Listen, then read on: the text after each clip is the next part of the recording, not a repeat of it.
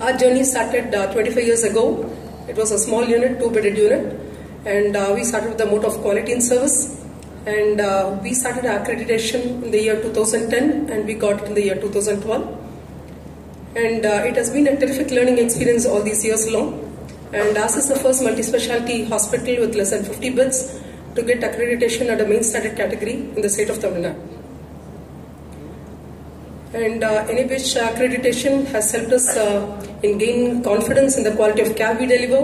It has provided an opportunity to benchmark, validate, and continuously improve ourselves, and in taking up appropriate best practices also. In nursing, introduction of the Code Blue and CPR training has helped us improve the patient safety, and timely reporting of the critical values and alerts have helped us in treating the patients immediately. It has helped us improve the safety of the patients in the hospital, and again the data collection for CQA has helped us make very meaningful decisions and in the tracking of the hospital's progress in our MRM meetings. I would now like to focus on three main challenges what we face uniquely in a Tier 3 town, and how we have overcome them and how we would like the CAHO to help us out. The first most important challenge is that the awareness about NABH is very low among doctors and the public in the metros, and it's even low in a small town like ours. And when we got accreditation in the year 2012, we didn't get any recognition even from our own IME. And educating the people about accreditation is very expensive and time consuming for a small private hospital. We started educating the doctors through our newsletters, and we started educating the public through our native language publications and the social media about NABH accreditation.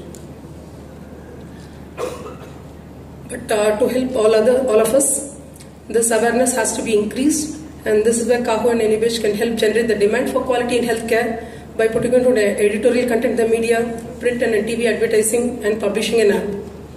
And it's also important to educate the end users on the new levels of accreditation being handed out now and its implications also. The second important challenge was the skill gap in recruiting consultants and again getting the nurses to maintain the mandated nurse-patient ratio in a Tier 3 town. Because all the qualified nurses usually prefer working in all their metro hospitals and not in a private small town, even if the salary is comparable.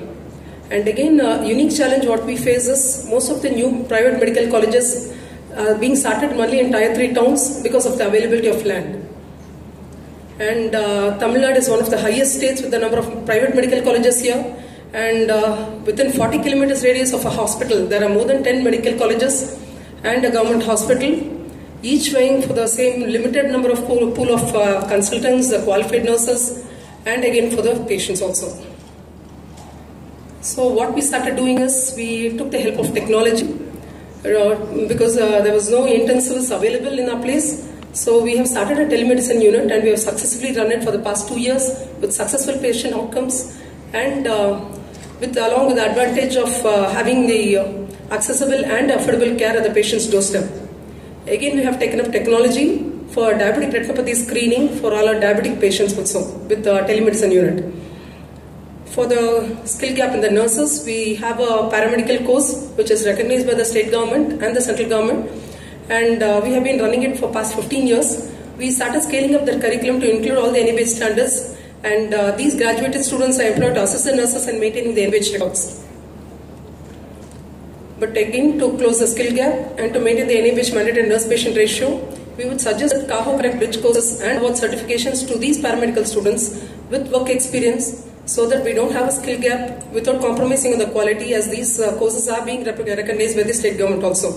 And this important step will help more number of private hospitals in Tier 2 and 3 towns who take up NABH accreditation. The third most important challenge what we face in our Tier 3 town is the rising expenses for anything and everything, since we are situated in a non-metro. So we have to depend on the metro for anything from calibration to servicing of equipments, and again for subsidizing of the insurance patients also. The other problem is that the insurance companies grade the hospitals not based on the quality of services we provide, but based on its geographical location. But ironically, this is the same thing because again in a non-metro it's a very expensive affair to continue this. And small private hospitals like us have spent more amount of energy, time and money on getting this NABH accreditation in maintaining these standards, and it's a recurring expenditure. Though we have been repeatedly telling the insurance companies and representing a hospital, but we continue to face this unjust discrimination. We'd like CAHO to help us out, where because NABH does not show any difference in the fee or application in a metro or non-metro, and expects us to have the equal quality of services, whether the hospital is situated in a metro or a tier 3 town. So there should not be any discrimination based on the geography. We would like to have a discussion with the CAHO, the interested parties in this issue, and find a consensus. Summarizing, we have had huge benefits in improved patient outcomes with various upgrades in the quality and safety because of the NABH accreditation. Challenges will remain but can be sorted out by the understanding and support from NABH and CAHO. It will encourage more number of small private hospitals in tier 2 and 3 towns to take up NABH accreditation.